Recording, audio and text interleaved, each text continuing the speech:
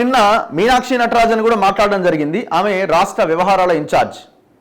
So సింపుల్గా ఆమె చాలా సింపుల్గా రైలు ఎక్కింది. రైలు నుంచి హైదరాబాద్లో దిగింది. సికింద్రాబాద్లో ఇగో రైల్వే స్టేషన్లో మీనాక్షి నటరాజన్కు స్వాగతం పలికి తీసుకొస్తున్న మహేష్ కుమార్ గౌడ్, రోహిన్ రెడ్డి, హర్కర వేణుగోపాల్ తదితరులు.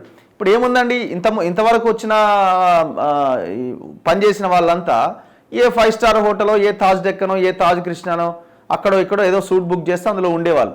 ఆమె సింపుల్గా ఎవరి సహకారం లేదు, ఏం లేదు. వచ్చేటప్పుడే ఆ దిల్కుషా గెస్ట్ హౌస్లో మాజీ ఎంపీ కాబట్టి ప్రభుత్వ అతిథి గృహంలో ఒక రూమ్ 50 రూపాయలకి ఏదో బుక్ చేసుకుందట. రైలు ఎక్కింది, రైలు దిగింది. ఆమె ఎంత సింపుల్గా ఉంది చూడండి. సో ఇప్పుడు ఎట్లా అయిపోయిందని కాంగ్రెస్ పార్టీ ఇట్లా కొత్త ఉడుకుతున్నారు.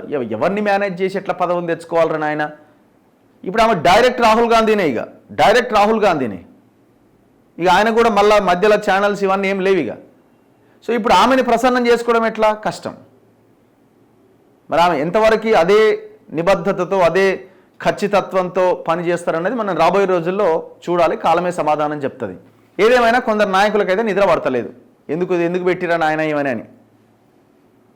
ఇక్కడ 2-3 అంశాలు ఉన్నాయి. చాలామంది అంటున్నారు మరి ఇప్పుడు ముఖ్యమంత్రికి ఇప్పుడు ఈమెను పెట్టడం పాజిటివా నెగిటివా? ఇందులో నెగిటివ్ ఉన్నది, పాజిటివ్ ఉన్నది. ఇప్పుడు ఆయన ప్రతిదీ అనుకున్నట్టుగా చేయడానికి కొన్ని అవకాశాలు ఉండకపోవచ్చు. అంటే వాళ్ళ మనుషులకు ఇవ్వాలా, లేకపోతే ఇప్పుడు చుట్టూ పెట్టుకున్న వాళ్ళు అంత ఎవరండి? హూ ఆర్ దే అంతా పనిచేయని వాళ్ళే కదా. ఇప్పుడు who is Qureshi, who is Vem Narender Reddy అంతేమన్నా పెద్ద ఉద్యమకారులా, లేకపోతే కాంగ్రెస్ రావాలని ప్రయత్నం చేసిన వాళ్ళ? ఇంకా చాలామంది పెద్ద బ్యాచ్ ఉన్నది కదా. ఇంకా ఇట్లాంటి వాళ్ళకి పదవులు ఇవ్వడానికి ఆయన కూడా అవకాశం ఉండకపోవచ్చు. ఒకవేళ చెప్పలేం, అదే అంతే స్ట్రిక్ట్గా ఉంటే. కానీ ఇంకొక పాజిటివ్ అంశం కూడా ఉంది రేవంత్ రెడ్డికి. ఏంటంటే ఇప్పుడు చుట్టూ ఉన్న బ్యాచ్ ఏదైతే ఉందో, అంటే ఈయనని కాకుండా ఈయనను ఎట్లాగైనా పక్కన పెట్టాలా, ఇది చేయాలా అని అనుకునేటువంటి వాళ్ళకి కూడా ఆయన ఫ్రీగా పనిచేసుకుంటూ పోవడానికి ఒక అవకాశం కూడా దొరుకుతుంది. మరి ఆ పాజిటివ్ అంశాన్ని దాన్ని తీసుకొని ముందుకెళ్ళి ఆయన నెగిటివ్ వైపు వెళ్లకుండా, తప్పుడు మార్గంలో వెళ్లకుండా పని చేసుకోగలిగితే ఆయన అద్భుతంగా వాడుకోవచ్చు. మరి ఏం చేస్తాడన్నది చూడాలి. నిన్న మాట్లాడుతున్నారు, ఫ్లెక్సీలు ఫోటోల్లో కాదు ప్రజల్లో ఉంటేనే గెలుస్తారు. ఫ్లెక్సీలు, దండలు, శాలువలు ఇవి కాదు నాయన, ప్రజల్లో ఉంటే గెలుస్తారని చెప్తున్నారు ఆమె.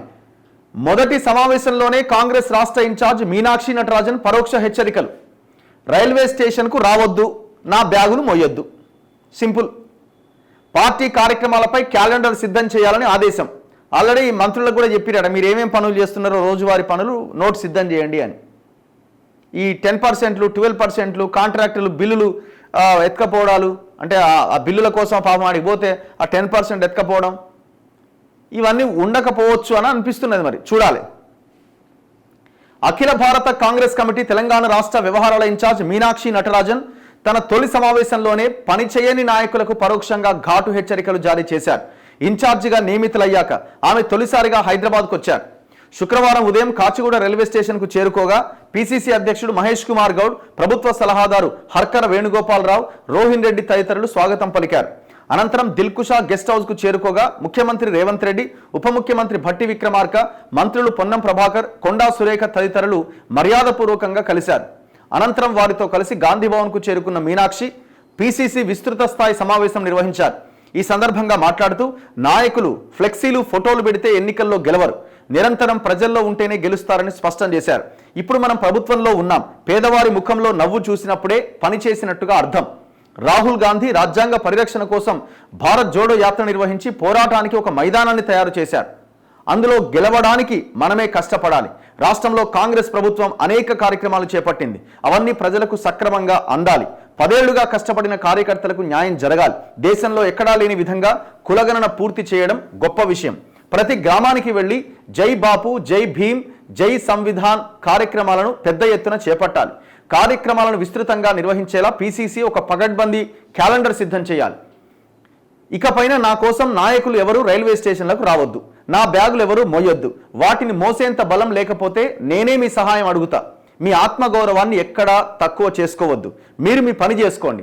పార్టీని గ్రామ స్థాయి నుంచి రాష్ట్ర స్థాయి వరకు బలోపేతం చేయండి. కార్యకర్తలు ఎప్పుడు ఫోన్ చేసినా మాట్లాడుతా అని మీనాక్షి చెప్పారు. అనంతరం మీడియాతో ఆమె మాట్లాడుతూ రాష్ట్ర కాంగ్రెస్లో అంతర్గత రాజకీయాలు ఏమీ లేవన్నారు. తమ పార్టీలో ప్రజాస్వామ్యం ఎక్కువని, అందరి అభిప్రాయాలకు సముచిత స్థానం ఉంటుందని చెప్పారు. గాంధీ భవన్ వద్ద ఫ్లెక్సీలు, కటౌట్ల తొలగింపట. రాష్ట్ర ఇన్ఛార్జిగా నియమితులైన మీనాక్షి నటరాజన్ నిరాడంబరతకు నిలువెత్తి నిదర్శనంగా నిలిచారు. విమానంలో కాకుండా రైల్లో సాధారణ ప్రయాణికురాలిగా రావడం మొదలు ఎలాంటి హంగు ఆర్భాటాలు లేకుండా పర్యటన ముగించారు. గాంధీ భవన్లో కూడా భిన్నమైన వాతావరణం నెలకొల్పారు. గతంలో రాష్ట్ర ఇన్ఛార్జీలు ఎవరొచ్చినా ఇక్కడ పెద్ద ఎత్తున ఫ్లెక్సీలు, కటౌట్ల ఏర్పాటుతో నేతలు, కార్యకర్తలు హంగామా చేసేవారు. కానీ తనకు అవి ఇష్టం ఉండవని మీనాక్షి చెప్పడంతో ఒక్క సోనియా గాంధీ కటౌట్ తప్ప మిగతావన్నీ తొలగించారు. పార్టీ ఏర్పాటు చేసిన ఇన్నోవా కారులో గాంధీ భవన్కు వచ్చిన ఆమె తిరిగి వెళ్లేటప్పుడు వ్యక్తిగత పని ఉందని ప్రైవేట్ కారులో వెళ్లిపోయారు. రాత్రి సికింద్రాబాద్ రైల్వే స్టేషన్ నుంచి తిరుగు ప్రయాణం అయ్యారట. సో ఇట్లా ఆమె పనితీరు ఉన్నది. ఆమె ఒక శాంపిల్ చూపించి వెళ్ళిపోయింది. ఆమె మళ్ళీ వస్తుందేమో. మరి ఇప్పుడు ఆమె ఎంతవరకు ఇదే నిబద్ధతతో ఖచ్చితత్వంతో పనిచేస్తుందని మనం రాబోయే రోజుల్లో చూడాలి. ఏదేమైనా కొంత అలాంటి లీడర్ని రాహుల్ గాంధీ ఇన్ఛార్జిగా వేయడం అన్నది గొప్ప విషయం, మంచి విషయం. రిజల్ట్ ఏందన్నది మనం భవిష్యత్తులో చూడాలి. ఏమైనా కూడా వాళ్ళకి అద్భుతమైన అవకాశం ఉంది. ప్రజలు ఓట్లేసి గెలిపించారు, మంచి పనులు చేయండి. 14 నెలల్లో ఏం చేసిరా అంటే ఒక్కటి చెప్పుకోవడానికి ఒకటి లేదు. ఒక విధానపరమైన ఒకటి ఉన్నదా చెప్పండి. మీరు ఇదంతా వద్దు. రుణమాఫీ 20,000 కోట్లు ఇచ్చినాం, ఇది కాదు కావాల్సింది. రాష్ట్రం డెవలప్ కావాలంటే మార్పు అంటే ఇది కాదు. మీరు 20,000 కోట్లు ఇచ్చినా ఎందుకు మన నెగిటివిటీ ఉన్నది? ఎందుకు ఏవి మీరు అంటే చిన్న ఆ రేషన్ కార్డు ప్రామాణికంగా పెట్టడం, 2 లక్షల పైన ఉన్న వాళ్ళకు కూడా ఇస్తామని చెప్పడం ఎందుకు చెప్పాలా? మేము ఆ 20,000 కోట్ల వరకే సర్దుతాం అని చెప్తే అయిపోయేది కదా. పెద్ద అమౌంట్ 20,000 కోట్లు కూడా కాదనట్లేదు. అయినా కూడా ఎందుకు ఎంతో కొంత నెగిటివిటీ మూట కట్టుకున్నారు. పైసలు లేవని అంటున్నారు. మరి పైసలు లేనప్పుడు దుర్వినియోగం ఎందుకు చేస్తున్నారు? ఇన్ని యాడ్స్ ఎందుకు ఇస్తున్నారు? పైసలు లేనప్పుడు వేరే అంశాల మీద ఎందుకు పోతున్నారు? ఎడ్యుకేషన్, హెల్త్ ఎక్కడ ఉన్నది? విద్య లేదు, వైద్యం లేదు, దానికి బడ్జెట్ లేదు. ఈసారైనా 15% కేటాయిస్తారా లేదా? ఒక ఎడ్యుకేషన్కి 15, హెల్త్కి ఒక 15. ఆ దిశగా ఆలోచించండి. ఏం ఆలోచన లేదు కాబట్టి చాలామంది మేధావులకి మీరు రావాలని కోరుకున్న వాళ్ళకి, మిమ్మల్ని తెచ్చిన వాళ్ళకి కూడా అసంతృప్తి ఉన్నది. ఒక్క పని చెప్పండి, మీరు చేసిన ఒక్క విధానపరమైన ఈ నిర్ణయం తీసుకున్నామని చెప్పండి. ఎంత ఇక తినుడు విషయంలో మాత్రం ఏం తక్కువ లేదు. ఒక ఆయన రెవెన్యూ మంత్రి తీసుకున్నాడు, భూములు మింగుతందుకు. ఒక ఆయన ఆర్థిక శాఖ తీసుకున్నాడు, పైసలు తింటందుకు. ఇంకొక ఆయన రోడ్లు, ఇంకొక ఆయన రవాణా, ఇంకొక ఆయన ఇంకోటి ఇదే ఎన్ల దొరికితే అలా కుమ్మి పడేస్తున్నారు. 5 లక్షలు కూడా వదులుతలేరండి. ఇంత అన్యాయం. జర మారండి. జర ఏం ఆ పైసలు తిని, ఆ భూములు తిని ఇదైపోరు. మీరు సస్తారు. అవన్నీ తింటే సావుకే. అది మన సావుకే. ఎవరు చేసినా ఆ పని ఏమో ఇంకా సంపాదించింది చాలదన్నట్టు ఒకటే దాని మీద పడ్డారు. మీరు వాళ్ళకి మీకు ఏం తేడా ఉంటుందిగా? ఈ పరిస్థితిలో మార్పు రావాలి. ఇప్పటికైనా మారండి, ప్రజల కోసం పనిచేయండి. ఒక 10 కాలాల పాటు మంచి నాయకుడు నిలబడ్డాడు, మా కోసం చేసిందని ఓ పేరు నిలబెట్టుకోండి.